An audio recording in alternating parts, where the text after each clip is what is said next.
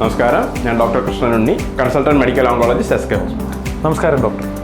നമ്മൾ ഈ കീമോതെറാപ്പി എന്ന് പറഞ്ഞാൽ എപ്പോഴും കേൾക്കുമ്പോൾ ഏറ്റവും കൂടുതൽ കേൾക്കുന്നതാണ് കീമോതെറാപ്പിയുടെ പാർശ്വഫലങ്ങൾ അല്ലെങ്കിൽ സൈഡ് എഫക്ട്സ്. ഇപ്പോൾ ഡോക്ടറിൻ്റെ ഒരു പേഴ്സണൽ എക്സ്പീരിയൻസിൽ പണ്ട് കാലത്തെ ഒരു സൈഡ് എഫക്ട്സ് അത്രയും തന്നെ ഇപ്പോഴും ഉണ്ടോ, അതോ നമുക്ക് കുറച്ചും കൂടെ നല്ല മരുന്നുകളും എല്ലാം കൊണ്ട് നമുക്ക് ഈ സൈഡ് എഫക്ട്സ് ഒരു പരിധി വരെ പ്രിവെൻറ്റ് ചെയ്യാൻ പറ്റുന്നുണ്ടോ? പേഷ്യൻസ് എങ്ങനെയുണ്ട്? പേഷ്യൻസ് പണ്ട് കാലത്തിൻ്റെ അത്രയ്ക്കൊന്ന് എക്സ്പീരിയൻസ് ചെയ്യുന്നുണ്ടോ ഈ സൈഡ് എഫക്ട്സ്? എപ്പോഴും പേഷ്യൻസിന് കീമോ എടുക്കുന്ന പേഷ്യൻസിന് ഏറ്റവും കൂടുതൽ പ്രശ്നങ്ങൾ ഉണ്ടാക്കുന്നത് ഈ സൈഡ് എഫക്ട്സിനെ കുറിച്ചുള്ള പേടിയാണ്.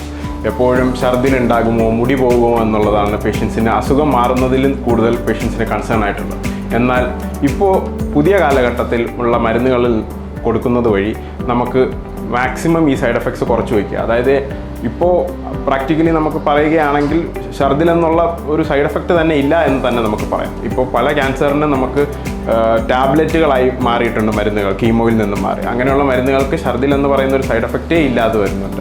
മാത്രമല്ല, മുടി കൊഴിച്ചിൽ എന്ന് പറയുന്ന സൈഡ് എഫക്റ്റിനെ കുറിച്ച് പറയുകയാണെങ്കിൽ അതൊരു 3 മുതൽ 6 മാസത്തിനുള്ളിൽ മുടി തിരിച്ചു വരികയും പഴയ രീതിയിലുള്ള മുടിയാകുന്നതും അങ്ങനെയാണ് നമ്മളിപ്പോൾ കണ്ടുവരുന്നത്.